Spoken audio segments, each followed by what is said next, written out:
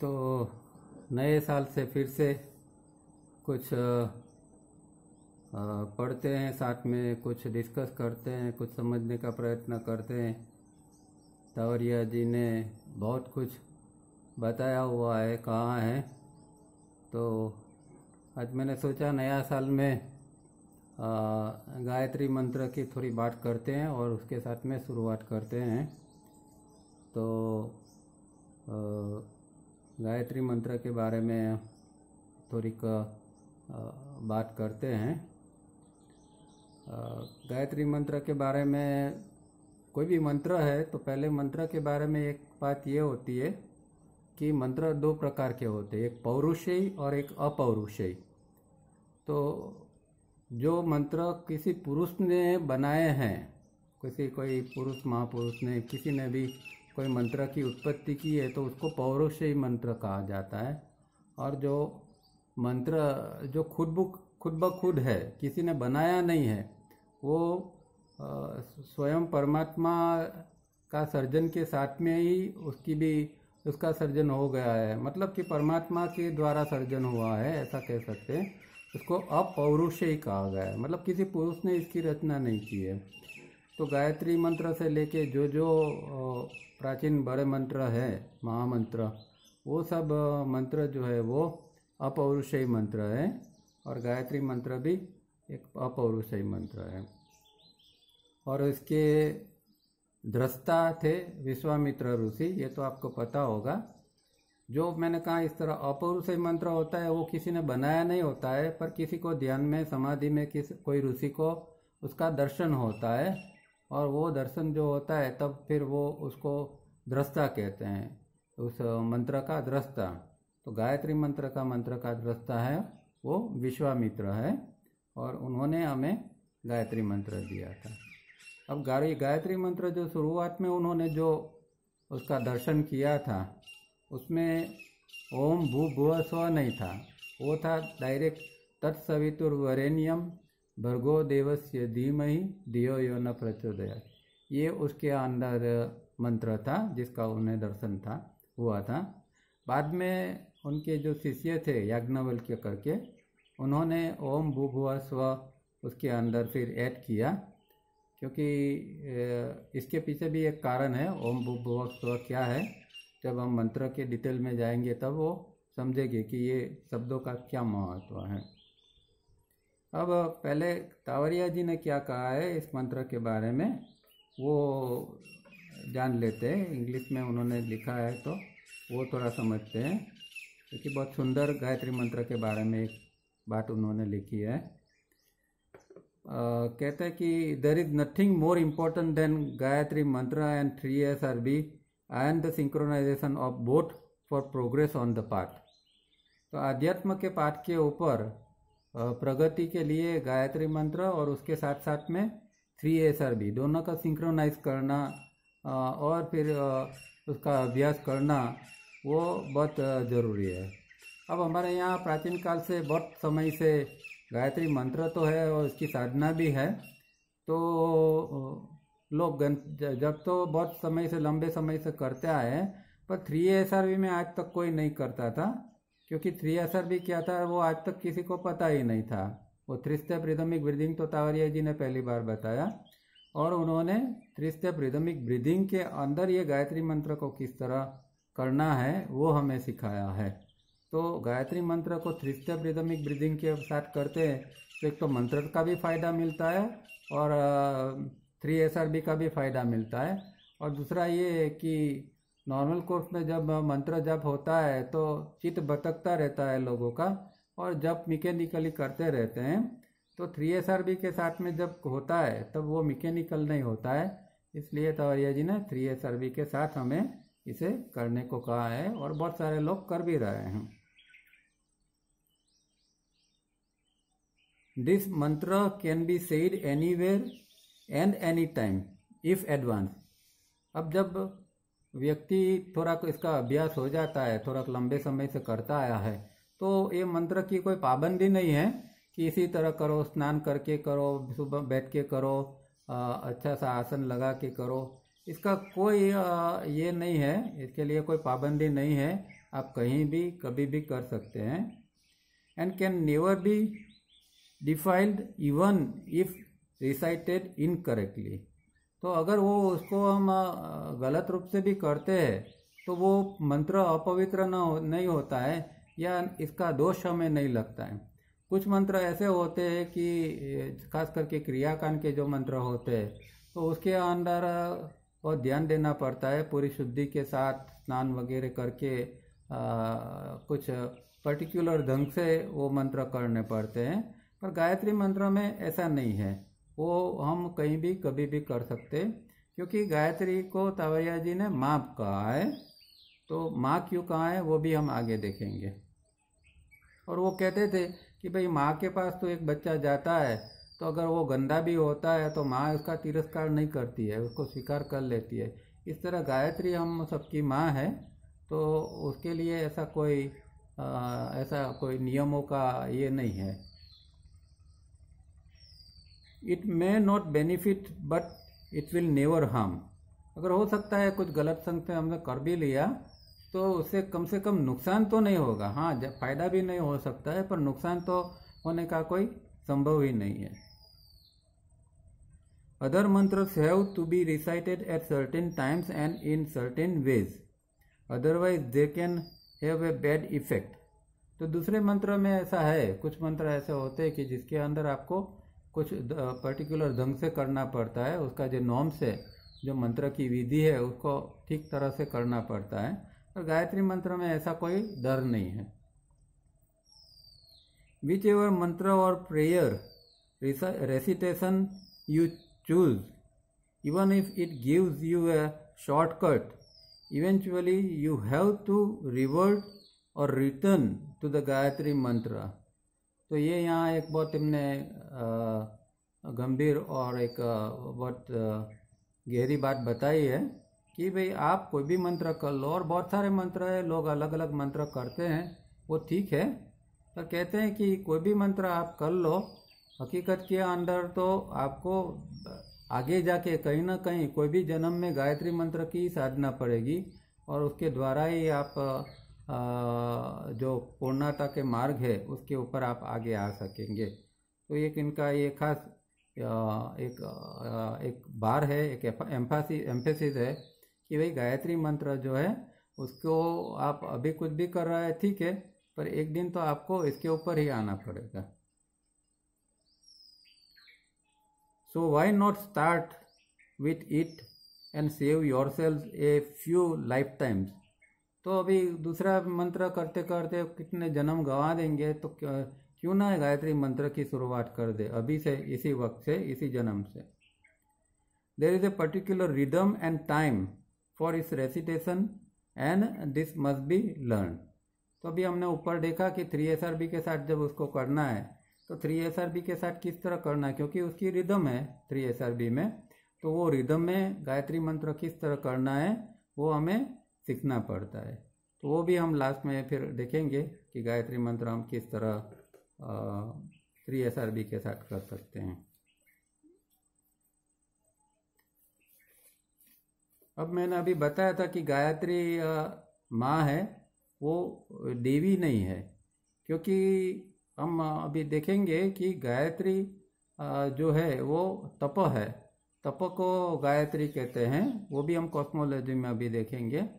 तो जो तप है उसमें से आगे जाके 3 लोक निकलते हैं, और 3 लोक मतलब कि एक प्रकार की प्रसूति होती है। एक माँ जैसे एक बच्चे का जन्म देती है, प्रसूति करती है, इसी तरह ये जो तप जो है, जो डिवाइन होलनेस है, परम तत्व है, उसमें से आगे जाके 3 लोक निकलते हैं, और इसीलिए ये इसकी एक प्रकार की प्रसूति है, इसीलिए तावरिया जी ने उसको माँ कहा है।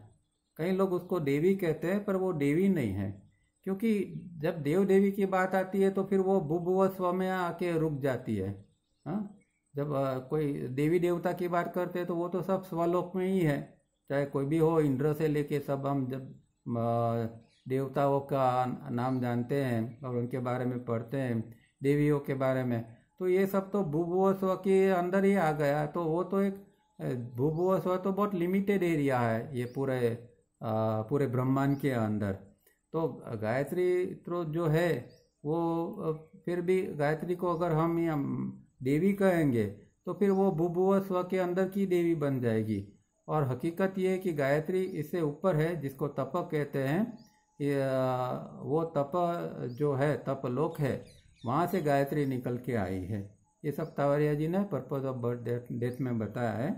इसीलिए गायत्री को देवी नहीं कहना है, हम माँ कह सकते हैं, क्योंकि मैंने बताया इस तरह उसमें से ये भूभुवस्व निकल के आते हैं। मीडिया उसमें चित्ती है, पर वो उसकी जो शक्ति है वो या जो वो हो निकलते हैं वो प्रसृति होती है गायत्री से, मतलब कि तप से। इसीलिए दूसरी बात ये है कि इसका कभी कोई रूप आकार नहीं है, इसलिए कई लोग गायत्री का फोटो रखते हैं। कई परंपराओं के अंदर गायत्री का फोटो होता है, उसको देवी के रूप में बताया है। ये सब कुछ नहीं है, वो तो परम तत्व है। और परम तत्व का न रूप है, न आकार है, न कुछ भी है, न गुण है। अब इसका फोटो कैसे हम निकालेंगे, उसकी कोई मूर्ति कैसे बना सकते हैं हम। पर फिर भी प्रॉब्लम हमारा क्या है कि हमारा मन जो है वो ऑब्जेक्ट के बिना कुछ ध्यान नहीं कर सकता। अभी कहते हैं कि भाई चलो गायत्री माँ का ध्यान करो, तो एकदम एब्स्ट्रैक्ट हो जाएगा, क्या ध्यान करेंगे। तो प्रॉब्लम ये है कि मन को कुछ ऑब्जेक्ट चाहिए। इसीलिए बाद में कुछ लोगों ने एक गायत्री मंत्र का एक फोटो या एक पिक्चर बना लिया कि भाई चलो आप ध्यान करते हो तो इस फोटो का ध्यान करो, पर वो सही नहीं है। गायत्री मंत्र जो है उसका रूप आकार कुछ नहीं है, उसको आपको उसके मंत्र के ऊपर ही ध्यान देके या फिर उसके अंदर शब्द में जो बताया है उसका वर्ग, मतलब उसका जो तेज है उसके ऊपर ध्यान करना है। वो मंत्र के अंदर ही बताया है ऋषि ने कि भाई कहाँ ध्यान करना है, किस तरह ध्यान करना है, ये सब शब्द मंत्र के अंदर आते ही है। तो उसका मंत्र का सिंपल मंत्र एक मीनिंग क्या है वो पहले देख लेते हैं कि सवितृ रूप परमात्मा, सवितृ रूप परमात्मा जो वर्णने लायक है, जिसका वर्ण करना है, जो वर्णने लायक है, पूजा करने लायक है, ऐसे उसके तेज का मैं ध्यान करता हूँ। देखो यहाँ बताया कि सवितृ का मैं ध्यान नहीं कर रहा हूँ। सवितृ माने परम तत्व परमात्मा। तो परमात्मा जो है तप है। यहाँ ऐसा नहीं मंत्र में कहा कि मैं सवितृ का ध्यान कर रहा हूँ, कहा है कि उसके तेज का मैं ध्यान करता हूँ। वह तेज हमारी बुद्धि को सद्मार्ग की ओर चलने के लिए प्रेरित करे। तो ये दूसरी लाइन के अंदर जो है उसका अर्थ ये होता है कि वो जो तेज है सवितृ का, वो हमारी बुद्धि को शुद्ध करे और सद्मार्ग के ऊपर ले जाए और वो हमें प्रेरित करे, वो तेज हमें प्रेरित करे। इस तरह उसका सामान्य अर्थ है। पर अब हम इसका हर एक शब्द का अर्थ डिटेल में देखेंगे। तो पहली बात ये कि हम जिसको गायत्री मंत्र कहते हैं वो सवितृ मंत्र है। गायत्री मंत्र तो इसे इसलिए कहा गया क्योंकि वो गायत्री छंद के अंदर है और गायत्री छंद की 24 मात्रा है। तो इस मंत्र का भी 24 मात्रा है, इसीलिए बाद में उसको गायत्री मंत्र कहने लगे। और गायत्री शब्द का भी फिर अलग अलग मीनिंग निकाल दिया लोगों ने, पर वो ठीक है। ओरिजिनल उसको कहते हैं सवितृ मंत्र, क्योंकि सविता जो है वो सविता, वो जो है सविता देव माने वो परमात्मा परम तत्व। अब उसके अंदर इसके हर एक शब्द को हम जरा डिटेल में देखेंगे। तो पहला शब्द आता है ओम भूभुवस्व। ओम, तो ओम से शुरुआत होती है। तो ओम क्या है? ओम जो है पावर सोर्स है। जिस शब्द के आगे ओम लगा देते हैं, कोई भी मंत्र देखो आप, सबके मंत्र के आगे ओम लगाया हुआ है क्योंकि वो ओम अपने आप में बहुत शक्तिशाली एक वो अपने आप में एक बीज मंत्र है, शक्तिशाली बीज मंत्र है। तो हर मंत्र के आगे ये बीज मंत्र लगाया जाता है।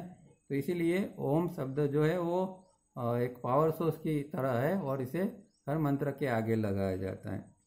और एक तरह देखे तो वो एक प्रकार का साउंड है, ध्वनि है, साउंड है। और हमारे शास्त्रों में 4 प्रकार के साउंड बताए हैं, परापश्यंती, मध्यमा, वैखरी। तो जो ओरिजिनल जो ओम जो है, जो पहले जो निकला पहली बार, वो जो है वो परानाद है, उसको परानाद कहते हैं। तो ये 4 प्रकार के नाद है और इसमें से हम ओम जो है अभी तो वैखरी के अंदर या मध्यमा के अंदर ही, जब हम बोल के मंत्र करते हैं तो उसको वैखरी कहा जाता है, और जब मन में जो मंत्र का हम जप करते हैं तो उसको मध्यमा मंत्र कहा जाता है। पश्यंती तो बहुत आगे है, पश्यंती में तो खाली उसका दर्शन होता है, तो वो तो बहुत एडवांस स्टेज के अंदर फिर मंत्र जप करना नहीं होता है, पश्यंती होता है, उसका दर्शन ही हो जाता है। तो ये ओम इसीलिए है कि ये एक पावरफुल साउंड है और इसको इसके आगे लगाया जाता है। अब आगे आता है भूर भुव स्वः। भू भुव स्व जो है वो हम जानते हैं, तावरिया जी ने जो cosmology purpose of birth and death में दी है, इसमें 7 लोक बताए हैं, और 7 लोक जो है उसमें सबसे निम्न जो है, नीचे जो है 7 लोक जो है सत्यम, फिर उसके बाद में तप, तप के बाद में जन, जन के बाद में महाकाल, और फिर स्व भुव भू। तो ये जो है उसको उन्होंने 2 हिस्सों में बांट दिया, क्रिएशन एंड एग्जिस्टेंस। तो जो है सत्यम, तप, जन, ये सब जो है वो क्रिएशन के अंदर है। महाकाल जो है वो एक बीच में है, एक रिंग पास नोट है। रिंग पास नोट का मतलब क्या कि कोई भी आत्मा जब भू भुव स्व के अंदर आता है उसके बाद में वो अपनी मर्जी से निकल नहीं पाता है, उसको उसकी साइकिल जो है पूरी करनी पड़ती है, इन्वोल्यूशन और इवोल्यूशन की।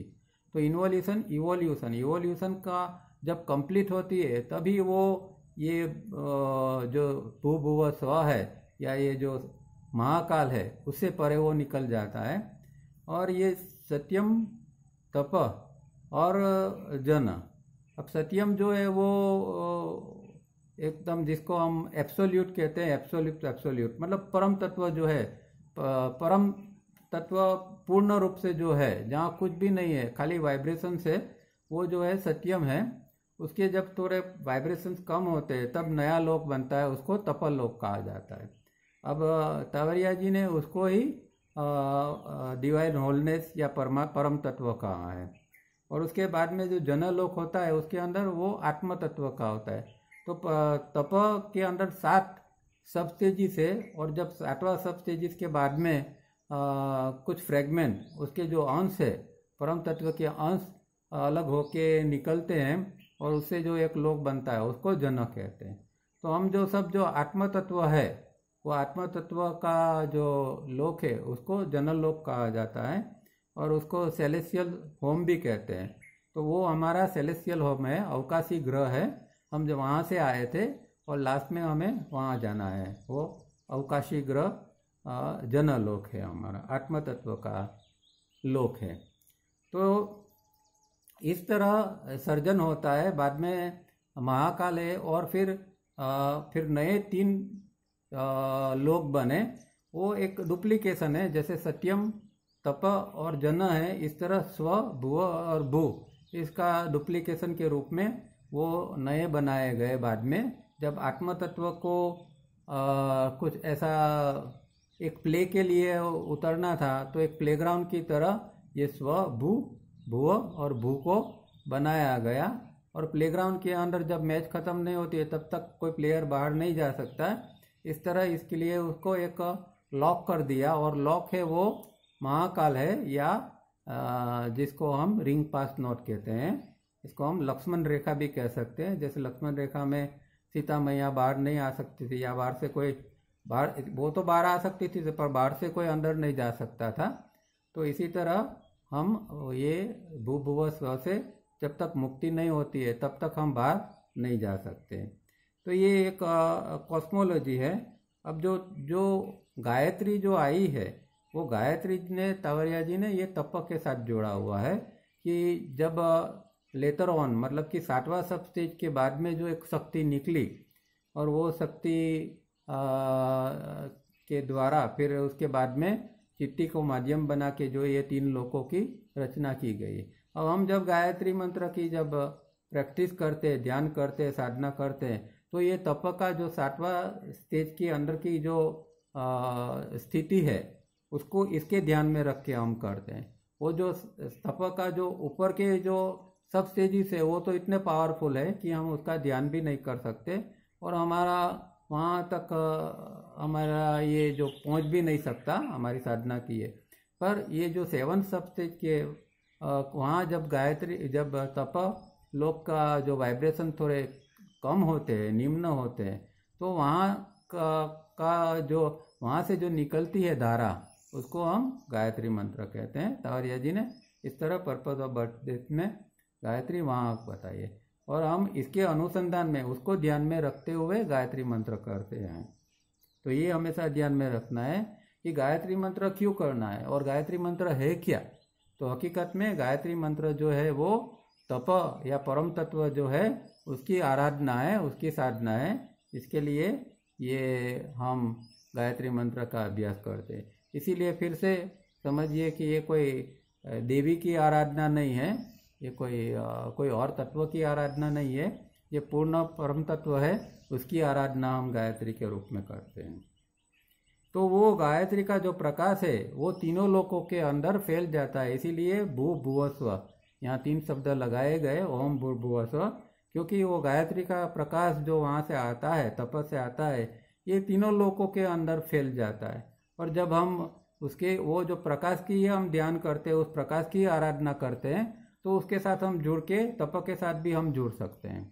ठीक है, तो ये कनेक्शन समझना जरूरी है। गायत्री क्यों करना है कि गायत्री जो आई है तप से, फिर हम गायत्री का जो फैली हुई है, अब हमारा भूलोक है, तो भूलोक के अंदर जो गायत्री उतरी है, तो हम फिर से यहाँ भूलोक से जब गायत्री का ध्यान करते हैं, उसके तेज का, उसके प्रकाश का ध्यान करते हैं, तो हम इसके साथ में कनेक्ट हो सकते हैं, उसके साथ में हम कम्युनिकेट कर सकते हैं। तो परम तत्व को कम्युनिकेट करने के लिए, कनेक्ट होने के लिए जो एक जो साधना है, एक पद्धति है, वो है गायत्री, है गायत्री मंत्र है। तो इसलिए समझिए कि जब हम गायत्री करते हैं तो कितनी बड़ी साधना करते हैं। ये कोई ऐसे खाली मंत्र जप करने का कोई मंत्र नहीं है, ऐसे बरबरात कर लिया, इस तरह नहीं है। इसके अंदर बहुत गहरी सोच है और बहुत गहरी ये चीज़ है कि हम परम तत्व को डायरेक्ट कांटेक्ट करने का प्रयत्न करते हैं गायत्री द्वारा। तो ये एक समझ हमारे अंदर विकसित होनी चाहिए। और जब जब गायत्री करते हैं तब हमें ये सोचना है कि मैं परम तत्व के अनुसंधान करने का प्रयत्न कर रहा हूँ। ऐसे खाली बैठ गए, रिदम चालू कर दी और बोल बोल करने लगे तो कोई फ़ायदा नहीं है, वो तो वैसे ही 18 मिनट ख़त्म हो जाएगी। उससे आपका कांटेक्ट या कनेक्शन कभी भी गायत्री के साथ में या परम तप के साथ, तपलोक में जो गायत्री है, डिवाइन होलनेस है, उसके साथ में ऐसे नहीं हो सकता। पूरा चित्त, पूरा दिल लगा के उसके अंदर डूब जाना है, उसके तेज के अंदर डूब जाना है और गायत्री मंत्र करना है, तब हम इसके साथ कनेक्ट हो सकते हैं।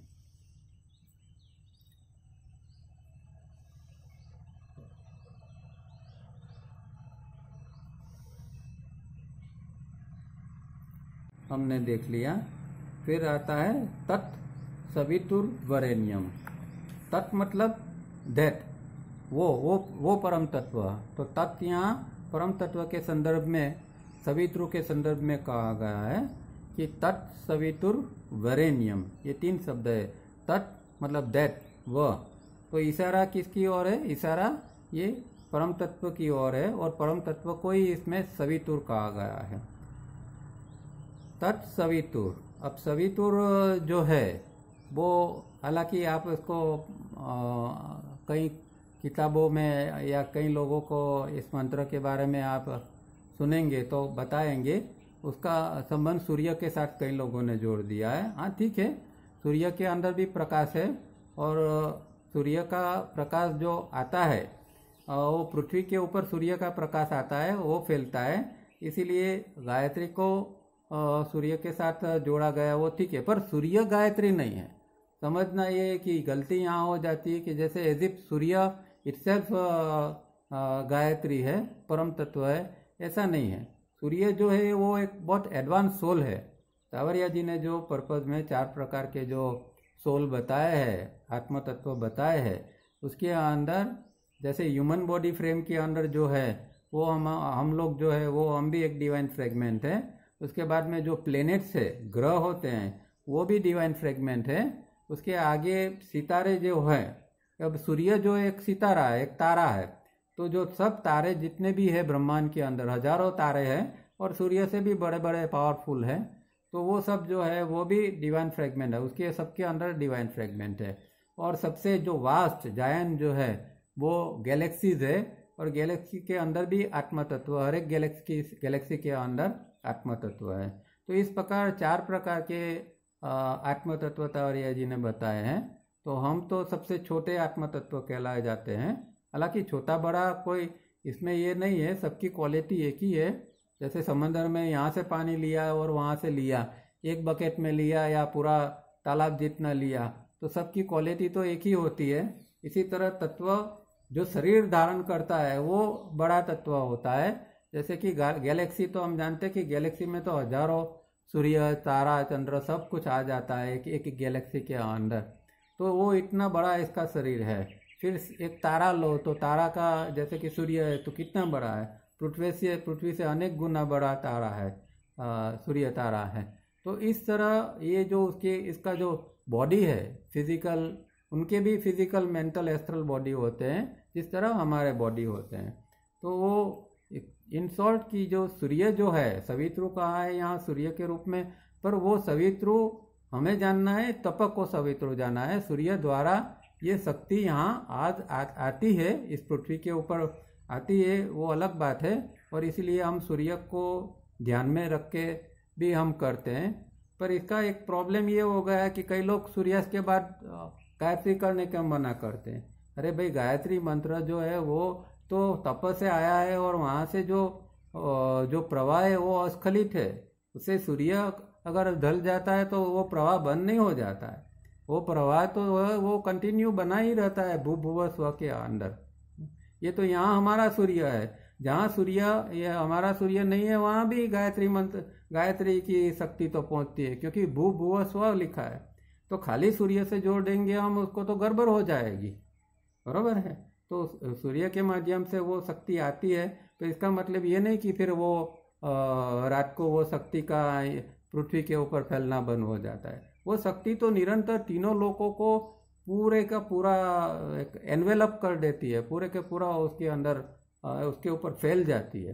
तो ये गलतफहमी में नहीं रहना है कि खाली सूर्य के द्वारा, और दूसरा कि सूर्य ही गायत्री है, ये एक मिसकंसेप्शन में नहीं उलझना है हम। हो सकता है ये सब सुन के आपके अंदर भी बहुत सारे प्रश्न उठते होंगे।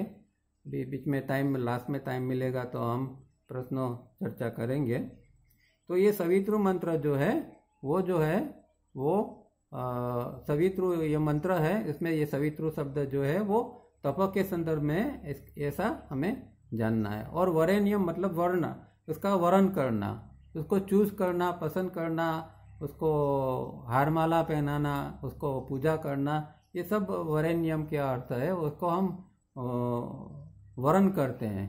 तो ये जो सवित्रु है, जो परम तत्व है, उसका हम वर्ण करते हैं, हमें उसको उसका वर्ण करना है, ये मंत्र के अंदर बताते हैं। फिर आगे कहते हैं भर्गो देवस्य धीमहि। तो भर्ग क्या है? भर्ग जो है वो ये सवित्र का ही जो रोशनी जो निकलती है, सवित्र का जो तेज निकलता है, उसको ही भर्ग कहा जाता है। तो सूर्य के अंदर तेज है, और सूर्य के सिवाय भी बहुत सारी चीज़ों के अंदर वो उसका तो तेज हमेशा रहता है। तो ये भर्गों का तेज है, जिसको अंग्रेजी में हम एफलजेंस कहते हैं। तो एफलजेंस जो तेज है, या उसका रेडिएशन जो है, वो सविता देव का जो रेडिएशन है वो यहाँ हमारे पृथ्वी के ऊपर भूभुव स्व के अंदर, तीनों लोक के अंदर फैलता है। और हम जब उसकी आराधना करते हैं तो हम आगे देखेंगे वो हमारी बुद्धि के ऊपर उसका तेज का प्रभाव पड़ता है, वो आगे के शब्द के अंदर है। तो भर्गो देवस्य धीमहि। तो देवस्य यहाँ शब्द है, फिर भी ये देवस्य का मतलब हमें ये स्वलोक के देव का अर्थ में नहीं करना है। वो सवित्र खुद एक देव है, इस तरह मानना है। मतलब कि वो स्वलोक वाले देव नहीं, परम तत्व जो है वो सवित्र देव उसको कहा है। तो भर्गो देवस्य सवित्र देव धीमहि। धीमहि मतलब मेडिटेटिंग अपॉन, कोई भी चीज़ के ऊपर हमें ध्यान करना है। तो ध्यान यहाँ किसके ऊपर करते हैं? उस तेज के ऊपर करते हैं, जो गायत्री से जो तेज आ रहा है, जो धारा आ रही है सवित्रु से, उसके ऊपर हम करते हैं। क्योंकि पहले भी हमने देखा कि भाई जो परम तत्व है, तेज तप है, वो तो रूप आकार के बिना का है, उसका तो हम ध्यान क्या करेंगे, पर हम तेज का, उसके तेज का ध्यान कर सकते हैं।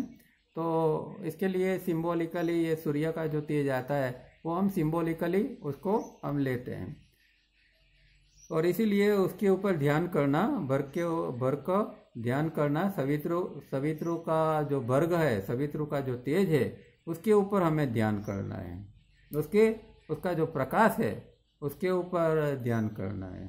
इसीलिए कहता हूँ कि वो इसका कोई फोटो की जरूरत नहीं है, उसकी कोई आकृति की जरूरत नहीं, क्योंकि वो निराकार है और हमें तो ध्यान तेज के ऊपर करना है, सवितृ के ऊपर नहीं करना है, ना कोई उसका आकार है उसके ऊपर करना है। धियो यो न प्रचोदयात्। अब धियो का मतलब क्या होता है? शुद्ध बुद्धि, प्रज्ञा। तो हमारे अंदर जब हम प्रार्थना करते हैं, ये गायत्री एक विशेष प्रकार की प्रार्थना है कि जो ये तेज है वो हमारी बुद्धि के ऊपर पड़े और हमारी बुद्धि शुद्ध हो जाए, वो प्रज्ञावान हो जाए। और जब तक हमारी बुद्धि प्रज्ञावान नहीं होती है तब तक हम परमात्मा को समझ नहीं सकते, परमात्मा की पहचान नहीं होती है। तो क्योंकि सामान्य बुद्धि से परमात्मा को जाना समझा नहीं जाता है। जब वो बुद्धि के ऊपर प्रकाश पड़ता है और बुद्धि हमारी जब प्रकाशित हो जाती है, प्रज्ञावान बन जाती है, तब हम परम तत्व क्या है उसके बारे में समझ सकते हैं या इसे हम अनुसंधान कर सकते हैं। दियो यो न प्रचोदयात्। तो वो जो शुद्ध बुद्धि है, यो न, फिर से वो सवितृ के बारे में है कि सवितृ हमें वो तेज के द्वारा हमारी बुद्धि को शुद्ध करे और वो तेज द्वारा हमें प्रचोदयात् मतलब कि हमें प्रेरणा दे, इंस्पिरेशन, इंस्टिगेशन। तो हमें हमारे अंदर एक हमेशा निरंतर प्रेरणा बनी रहे कि इस जीवन के अंदर भी हमें क्या करना उसकी भी प्रेरणा मिले, और परम तत्व के पास किस तरह जाना है, उसका जो ये जो साधना है इसमें आगे किस तरह जाना है, उसकी भी हमें निरंतर प्रेरणा मिलती रहे। तो हर एक क्षेत्र के अंदर हमें उसकी प्रेरणा मिलती रहे, ये इस तरह हमें इसको जानना है। इसीलिए यहाँ पूरा जो मंत्र बताया गया है वो इस तरह है, ओम भूभुवस्वः तत्सवितुर्वरेण्यं भर्गो देवस्य धीमहि धियो यो न प्रचोदयात्। तो हम जब ये गायत्री का जब अभ्यास करते हैं, ये शब्दों के ऊपर बहुत ध्यान देना जरूरी है। खाली बोल लेते हैं मन के अंदर या वर्बली भी करते हैं तो उसका कोई मतलब नहीं है। उसका हर एक शब्द जो है ओम भूभुवस्वः, जब ऐसा बोलते हैं तब हमें इस तरह का एक हमारे अंदर सोच आनी चाहिए कि ये भूभुवस्वः के अंदर गायत्री माँ की शक्ति फैल रही है, उसका प्रकाश फैल रहा है, और हम भी भूलोक में हैं तो हमारे अंदर भी इसका ये प्रकाश हमारे तक आए। इस तरह भूभुवस्वः का ये है। फिर तत्सवितुर्वरेण्यम, तब मन में ये करना है कि भाई मैं उस परम तत्व का वरेण्यम करता हूँ, उसको चूज करता हूँ, उसकी मैं पूजा करता हूँ, ये अंदर एक भाव आना चाहिए। फिर जब भर्गो देवस्य धीमहि, ये जब हम बोलते हैं तब फिर से ये होना चाहिए कि ये भर्गो जो ये परम तत्व का तेज है उसका मैं ध्यान अभी कर रहा हूँ, और वो तत्व जो है वो मेरी बुद्धि को शुद्ध करे। ये कई लोग हमारी भी कहते हैं कि सिंगुलर प्यूलर की बात करते हैं, ठीक है, तो मेरी बुद्धि को शुद्ध करे या हमारी बुद्धि को शुद्ध करे, ये तो संस्कृत की बात है, संस्कृत के जानकार समझ सकते हैं। तो हमारी बुद्धि को शुद्ध करे और हमें प्रेरणा दे। तो इस प्रकार ये जो है गायत्री मंत्र का भाव मन में लाके हम जब करते हैं तब हमारा प्रोग्रेस होगा। और इसीलिए हम देखते हैं कि सालों से लोग कर रहे हैं, पर जो अंदर से जो एक जो क्लीनलीनेस आनी चाहिए, अंदर एक जो भगवत भाव आना चाहिए, तो भगवत भाव आता नहीं है। क्योंकि भगवत भाव आता है तो परिवर्तन बहुत जल्दी आ जाता है। हमारे अंदर परिवर्तन नहीं है क्योंकि हमारे अंदर भगवत भाव उत्पन्न नहीं हुआ है। और भगवत भाव ये जो है, जब गायत्री का सही ढंग से हम अभ्यास करते हैं तो भगवत भाव निश्चित रूप से आएगा। और वो भाव आएगा तो जो हमारी जो वीकनेसेस है वो धीरे धीरे करके निकल जाएगी। हम इस मार्ग के ऊपर, आध्यात्मिक मार्ग के ऊपर हम बहुत जल्दी आगे बढ़ सकेंगे। तो ये इसीलिए इस तरह पूरे भाव के साथ इसको करना है। अब 1-2 मिनट में गैप होगी, उसके बाद में फिर से ज्वाइंट होंगे। पर आगे हम देखते हैं कि ये गायत्री मंत्र का पर्पस क्या है। तो जैसे हम कहते हैं कि भाई ये गायत्री मंत्र का हम जो परम तत्व है उसके लिए हम उसके अंदर, तो उसको हम ऐसा कह सकते हैं कि to merge in ultimate emptiness.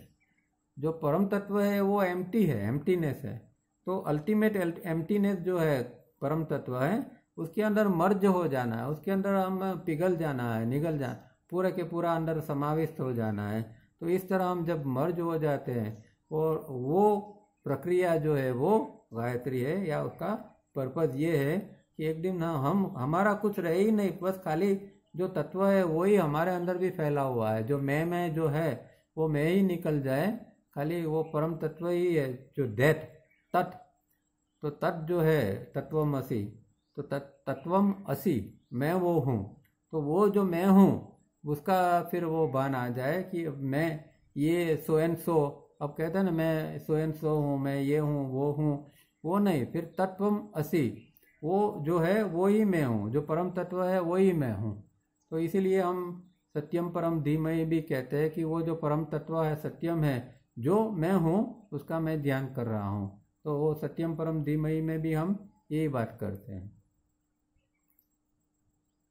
अब ये गायत्री मंत्र का अभ्यास करते हैं तो इसका परिणाम क्या आ सकता है, अगर सही ढंग से क्या हो सकता है, और कैसे हम जाने कि भाई हम गायत्री मंत्र का अभ्यास सही ढंग से कर रहे हैं।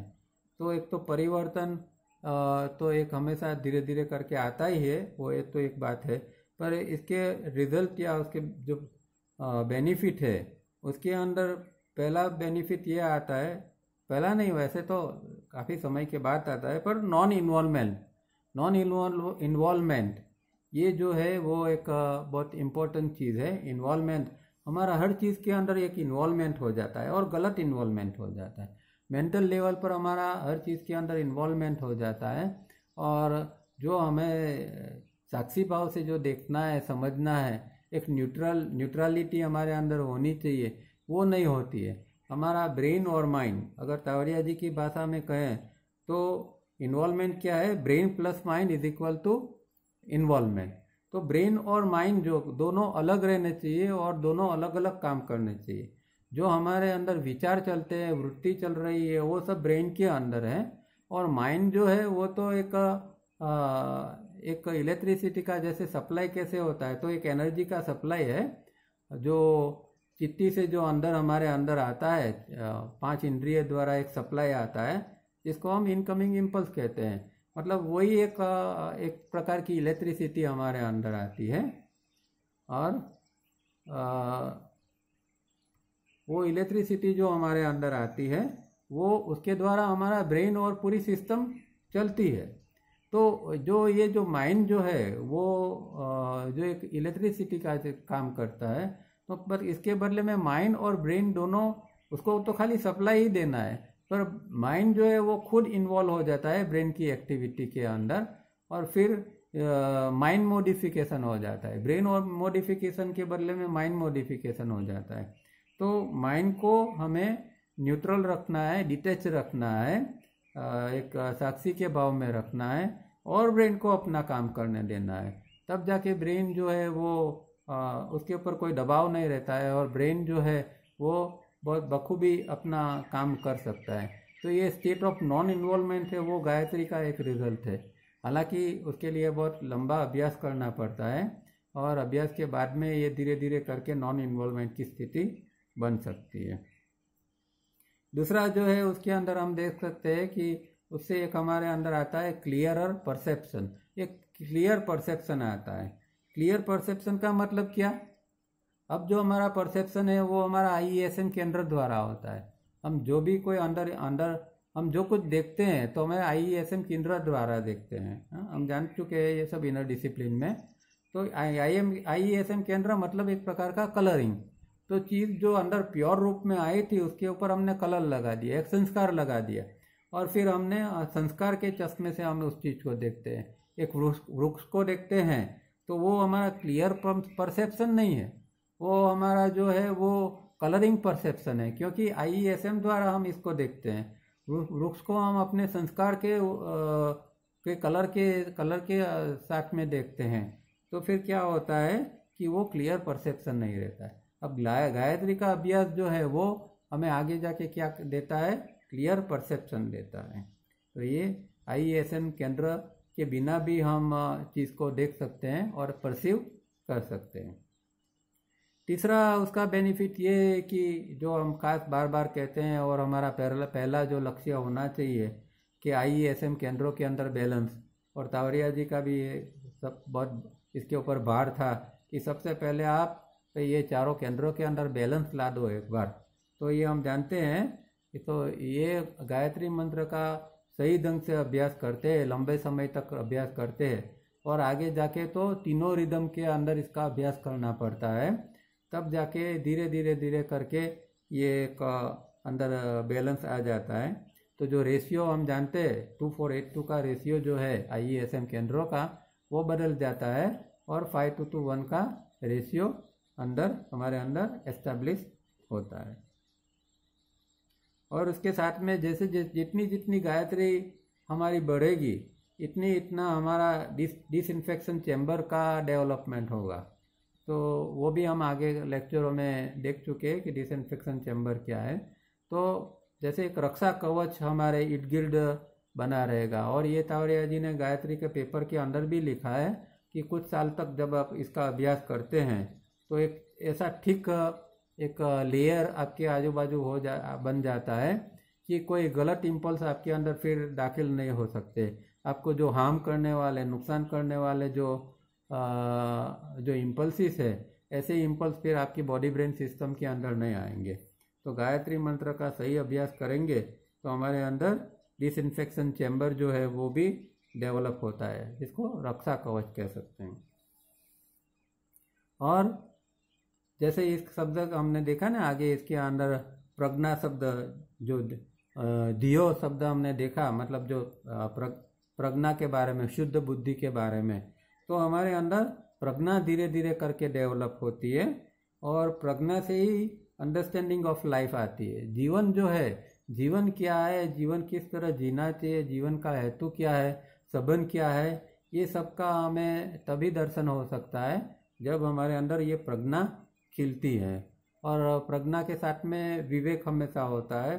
तो विवेक में सच क्या है और असच क्या है, मतलब कि जो विवेक जो है उससे हमें जो सही चीज़ है उसका हमेशा हमें एक भान रहता है। तो विवेक और प्रज्ञा, ये दो चीज़ भी इससे डेवलप होती है। पर ये सारे रिजल्ट बहुत लंबे समय तक इसका अभ्यास करने।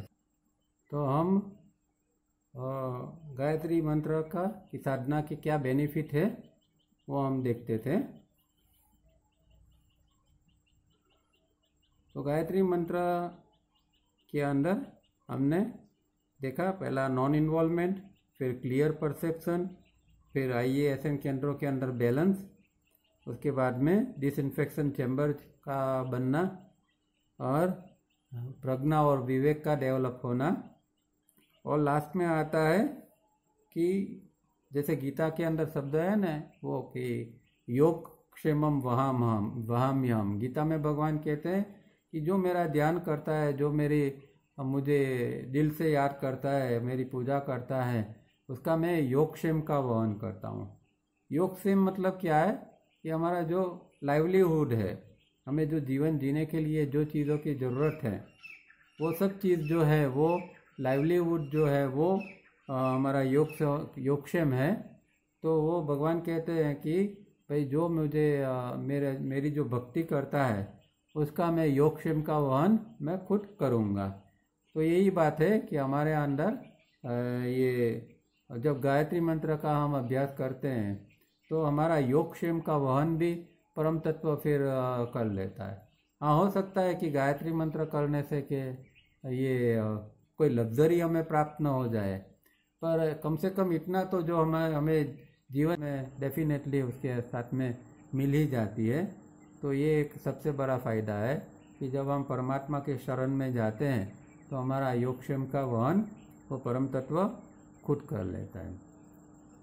और कुछ मंत्र ऐसे होते हैं कि जिसके अंदर, जैसे कि लक्ष्मी का मंत्र है, कुछ ऐसे मंत्र है कि जिसके अलग अलग फ़ायदे भी हो सकते हैं।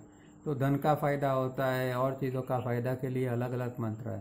पर गायत्री मंत्र में ऐसा नहीं है। गायत्री मंत्र जो है वो आध्यात्मिक मंत्र है, उसमें कोई भौतिक फ़ायदे के लिए हम नहीं करते हैं। और जब भौतिक फ़ायदे के लिए नहीं करते तो इससे भौतिक नुकसान होने की भी कोई संभावना नहीं होती है। कई लोग ऐसा मानते हैं कि भाई गायत्री करने से कोई आर्थिक नुकसान हो जाता है। कई बार ऐसा कोई इंसिडेंट बन जाता है और कोई जोड़ लेते हैं, क्योंकि मुझे पता है, मेरा एक फ्रेंड था, वो शुरू शुरू में गायत्री उसने चालू ही की थी और फिर शेयर बाज़ार में उसको बहुत बड़ा घाटा हो गया था। तो वो खुद भी मानने लगा कि अरे देखो, मैंने तो गायत्री की और मुझे तो घाटा हो गया। फिर वो रिकवर भी हो गया। पर ऐसा नहीं है, ये सब हमारा मन की मान्यता होती है। गायत्री मंत्र से एक हमें प्रोटेक्शन मिलता है। सबसे बड़ी बात तो ये प्रोटेक्शन। गायत्री मंत्र थोड़ी हमें कोई ऐसी यहाँ प्रेरणा की, इंस्पिरेशन की बात है। तो गायत्री मंत्र क्या ऐसे इंस्पिरेशन देगी कि तू ये शेयर बाजार के अंदर ये गलत शेयर ले ले और तुझे नुकसान हो जाए? क्या गायत्री ऐसी सोचेगी और इस तरह क्या उसको इंस्पायर करेगी? तो ये सब हमारी गलत सोच होती है। ऐसा कुछ है नहीं। हकीकत के अंदर जो है, हाँ, छोटी मोटी ये तो चीज़ें तो आती रहती है। जीवन है, जीवन के अंदर कुछ ना कुछ आता रहता है। पर उसके इस तरह उसके साथ, इसके साथ हमें जोड़ने की इसकी कोई ज़रूरत नहीं है। तो ये छोटा सबसे इम्पोर्टेंट है, वो ये योगक्षेम का वहन गायत्री से हमारा होता है, जो हमें जीवन जीने के लिए जो ज़रूरी है, पर्याप्त मात्रा में ज़रूरी है, और उसका वो हमें इसमें से मिल ही जाता है। उसके पीछे दो कारण है। देखो, एक क्या है, दो फोर्सेस इस जगत के अंदर काम करते हैं। एक जो है वो मटेरियल फोर्स है और दूसरा है कॉन्शियस फ्लो है। तो कॉन्शियस फ्लो जो है वो तो हम जानते हैं हाईएस्ट फ्लो है, सबसे ऊपर है। तो कॉन्शियस फ्लो को मटेरियल फ्लो जो है वो फॉलो करता है, न कि मटेरियल फ्लो को कॉन्शियस फ्लो फॉलो करता हो। तो जब कॉन्शियस फ्लो को मटेरियल फोर्स जो फॉलो करेगा, तो वो डेफिनेटली, नेचुरली, जो कोई हमारी ज़रूरत है, कॉन्शियसनेस हमारे अंदर बढ़ती है, तो उसके साथ साथ में हमारी जो ज़रूरियात है उसका अपने आप में ही हमारे अंदर से उसकी भरपाई या वो चीज़ अपने आप में मिलने लगेगी। इसीलिए आप देखेंगे कि जो कोई सच्चे साधक है, उसको कोई भौतिक चीज़ों की उणप नहीं होती है, उसके अंदर उसकी कोई खोट नहीं होती है। हाँ, वो अलग बात है कि कई साधक एकदम सादगी से रहते हैं, कुछ ज़्यादा कुछ लेते नहीं हैं, कुछ ज़्यादा उपभोग नहीं करते हैं, वो अलग बात है। पर जो इस मार्ग के ऊपर है, वो ऐसा नहीं है कि वो भूखा मरेगा और वो उसको कोई ज़्यादा दिक्कत होगी। कुछ ना कुछ कुदरत उसका इंतज़ाम कर लेती है। तो ये कोई घबराने की ज़रूरत नहीं है। और जब गायत्री हम करते हैं तो पूरा शरण के अंदर है गायत्री की, तो हमारा आध्यात्मिक विकास भी होता है और हमारा भौतिक विकास भी जितना ज़रूरी है वो हो जाता है। अब लास्ट में हम ये देखते हैं कि भाई गायत्री मंत्र 3SRB के साथ किस तरह करना है। अब ज़्यादातर लोग तो इस भी जो है यहाँ ऑनलाइन, वो लोग तो ज़्यादातर लोग तो जानते हैं, करते भी होंगे, पर YouTube के अंदर बहुत सारे लोग इसको सुनते हैं। तो उनके लिए हम फिर से 3SRB में किस तरह गायत्री की जाती है वो मैं ज़रा बताना चाहता हूँ। तो 3 स्टेप के अंदर 5 सेकंड जो होती है, और उसको सावरिया जी ने 1 2 3 5 6 इस तरह कहा है। 1 2 3 4 5 नहीं कहा है। 1 2 3 5 6, क्योंकि 4 जो है वो एक नेचुरल पोज है, इसलिए 4 को छोड़ दिया जाता है। 1 2 3 के अंदर श्वास लेना है, 4 जो है वो नेचुरल पोज है, और 5 6 के अंदर हम श्वास को छोड़ते हैं। तो गायत्री मंत्र क्योंकि लंबा है, इसलिए हमें ये 3SRB के 2 साइकिल्स का उपयोग करना पड़ता है। मतलब कि 2 बार 1 2 3 5 6 1 2 3 5 6 इस तरह। तो पहला जो आधा मंत्र है वो पहले 1 2 3 5 6 में आता है। तो ओम भूर्भुवः स्वः, ये 1 2 3 के अंदर हम बोल लेना है, मतलब 3 सेकंड के अंदर बोलना है। ओम भूर्भुवः स्वः, और फिर 5-6 के अंदर तत्सवितुर्वरेण्यम। ठीक है, पहले 1 2 3 में ओम भूर्भुवः स्वः 3 सेकंड में, और फिर 2 सेकंड में तत्सवितुर्वरेण्यम। फिर से आधा और मंत्र जो है वो आगे फिर भर्गो देवस्य धीमहि, ये 1 2 3 के अंदर फिर से लेना है, और धियो यो न प्रचोदयात ये 5-6 के अंदर लेना है। मतलब 10 सेकंड इसके अंदर लगेगा, 5 सेकंड आधा मंत्र में, 5 सेकंड दूसरा आधा मंत्र में। तो ओम भूर्भुवः स्वः तत्सवितुर्वरेण्यम एक 3 SRB की साइकिल में, और आगे भर्गो देवस्य धीमहि धियो यो न प्रचोदयात ये दूसरी 5 सेकंड के अंदर दूसरी साइकिल के अंदर लेना है। मतलब 10 सेकंड के अंदर या 2 साइकिल के अंदर हमें इसको कंप्लीट करना है। अब इसको ज़रा म्यूज़िक के साथ भी हम देख लेते हैं। और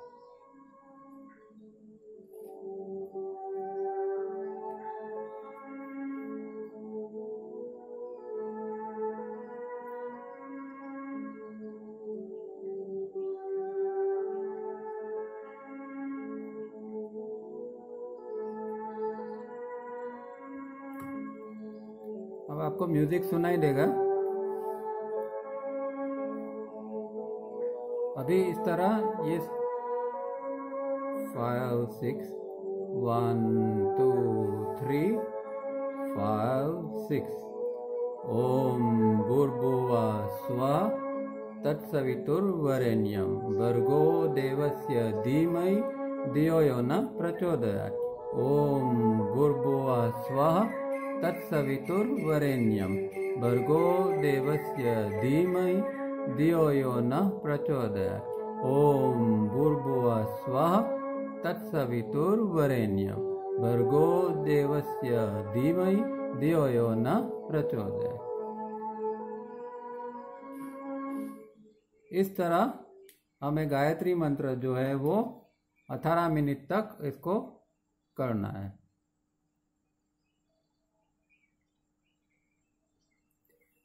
तो गायत्री मंत्र जो है वो 18 मिनट जब करते हैं तब हमें एक माला या 108 मंत्र इसमें कंप्लीट होता है। और शुरुआत के अंदर 6 महीने तक इसको बोल के ही करना है ओरली। तो जैसे अभी मैंने बोल के बताया, इस तरह म्यूज़िक तो चाहिए ही, उसमें म्यूज़िक के साथ में आपको ये मंत्र बोलना है। अगर आपके पास म्यूज़िक अवेलेबल नहीं है तो हमने जो नई ऐप्स बनाई है 3SRB all purpose yoga breath, तो वो आप प्ले स्टोर में जाके 3SRB all purpose yoga breath नई एक एप्लीकेशन है, उसको डाउनलोड कर सकते हैं। और उसमें सब प्रकार के म्यूज़िक और इवन तावरिया जी के खुद की आवाज़ में भी ये गायत्री मंत्र दिया हुआ है, तो आप वो डाउनलोड कर सकते हैं। तो ये पहले 6 महीने तक इसको बोल के ही करना है, उसको मन में नहीं करना है। शुरुआत में उसका अभ्यास बोल के करना है। फिर इसको वैखरी कहते हैं, वर्बल। उसके बाद में उपांशु जप होता है। उपांशु मतलब आपके होठ हिलते हैं पर सुनाई नहीं देता आवाज़, खाली आपको सुनाई देता है, आपको पता चलता है, दूसरों को पता नहीं चलता है, तो उसको उपांशु जप कहते हैं। तो वो फिर आगे जाके करना है 6 महीना साल तक। और फिर 1 साल के बाद में मन के अंदर इसका हम अभ्यास कर सकते हैं, मन के अंदर भी बोल सकते हैं। पर शुरुआत से मन के अंदर नहीं बोलना है, क्योंकि वो रिदम पकड़ में नहीं आएगी। और दूसरा ये होगा कि चित्त आपका जो है वो ज़्यादा भागने लगेगा, तो मन के अंदर लास्ट में लेना है। तो इस तरह गायत्री मंत्र जो है वो तो हम 3 स्टेप के साथ हम कर सकते हैं। तो यहाँ जो हमने गायत्री मंत्र के बारे में जो कुछ मैं समझता था वो सब, और जो हम प्रयोग कर रहे हैं वो सब हमने यहाँ बता दिया है। अभी किसी को कोई प्रश्न है तो यहाँ आप अनम्यूट करके पूछ सकते हैं। हो सकता है आपको किसी को प्रश्न हो, आप खुद अनम्यूट करें और पूछ सकें।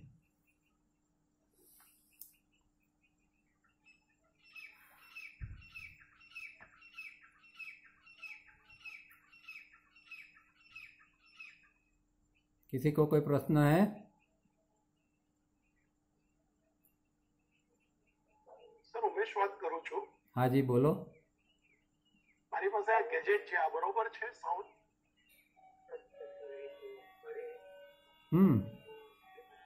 हाँ ठीक है ठीक है ठीक है। तावरिया जी का वॉइस के अंदर जो आ रहा है, पर उसके साथ में हमें भी बोलना है, खाली उनका वॉइस सुनना नहीं है। शुरुआत में तो हमें भी उसके साथ साथ में बोलना चाहिए, बराबर? सर एक छोटा सा मेरे माइंड में डाउट है। हाँ, ये जो ओम भूर्भुवस्व बोलना है या ओम भूर्भुवस्व बोलना है? ये एक प्रश्न हमेशा रहा है, पर हमें ओम भूर्भुवस्व ही बोलना है। ओम भूर्भुवस्व बोलना है, ठीक है? क्योंकि मैंने कुछ लेक्चर्स अटेंड किए थे फिजिकली, वहां पे हमको कहा गया है कि ओम भूर्भुवस्व बोलना है। हाँ, नहीं, वो ये थोड़ा कंट्रोवर्शियल है, उसमें कुछ एक डाउटफुल है कि तावरिया जी ने जो लिखा है वो उसमें वो आर जो है वो छोड़ दिया है कि कोई प्रिंटिंग मिस्टेक है। तो एक ये एक प्रश्न रहता है, पर मेरे पास उनके हाथ के लिखे हुए भी गायत्री मंत्र है इसमें, जो क्योंकि वो इंग्लिश में लिखते थे। तो मैं नेक्स्ट टाइम फिर से बताऊंगा, या यहाँ भी कैमरा के सामने बताऊंगा उन्होंने क्या लिखा है। तो जो उन्होंने खुद लिखा है, जो बताया था सर, हाँ, उन्होंने ये कहा कि एंड में जाके लास्ट में इन्होंने ये कहा था कि भाई ओम भूर्भुवस्व बोलना है। हाँ, वही मैं क्यों और कह रहा हूँ कि ये एक इतना ये एक थोड़ा इसके अंदर ये थोड़ा एक कंट्रोवर्शियल ये रहता है, पर हाँ, पर मैं डिस्कस नहीं करेंगे। नहीं, मैं उनका खुद का जो डिस्कस नहीं करेंगे। नहीं, उसका खुद का जो राइटिंग है मैं आपको वो बताऊंगा, ठीक है? और नहीं sir, I am a student. हाँ, नहीं मतलब कि ये तो ये जानने समझने की ही बात है, इसमें कोई ये नहीं है कि क्या एक्चुअल क्या है, वो हमें जानना समझना तो चाहिए। एग्जैक्टली, बिल्कुल, एग्जैक्टली सर। श्योर। दूसरा सर, आपने ये दो चीज बताई है कि तत् मतलब दैट मतलब सवित्रु। हाँ, ये तत् है या तत्सवितुर वरेण्य, मतलब मतलब दूसरा त है वो हाफ है, तत् मतलब हम जोड़ा हुआ है। तत् ऐसे त ऐसे नहीं बोलते हैं ना, तत् बोलते हैं, मतलब जुड़ा हुआ शब्द है, बोलते हैं। हाँ, राइट। तो वो तत् शब्द है, वो जो है वो डेथ के संदर्भ में है। डेथ माने सवितुर जी, सवितुर जी। और वरेण्यम जो आपने बताया वरण जी, ये मैं समझ नहीं पाया कि ये वरेण्य का क्या है। नहीं, मैंने बताया ना कि वरेण्यम मतलब जैसे कि भाई एक शादी होती है तो वरमाला एक जो वर है वो वधु को माला पहनाता है, वधु है वो वर को माला पहनाता है। तो वरमाला जो पहनाना वो क्या है, एक दूसरे को वरेण्यम ही करते हैं ना, उसका वरण करते हैं ना। स्त्री पूजन बोल सकते हैं या नमस्कार भी बोल सकते हैं उसके, मैंने बताया ना बहुत सारे अर्थ। मैंने पूजा वर्शिप शब्द बताया मैंने, ये कि उसको वर्शिप भी कह सकते हैं, उसका हम आराधना भी, एडोर जब इंग्लिश में कहते हैं एडोर, तो उसकी आराधना भी कह सकते हैं, वर्शिप भी कह सकते हैं। ये बहुत सारे अर्थ है, ये हम बात कर चुके हैं। Okay, thank you sir, thank you very much. Okay, welcome. और कुछ रहेगा तो मैं नेक्स्ट लेक्चर में पूछूंगा आपको। श्योर। और किसी को कोई प्रश्न है तो पूछ सकते हैं।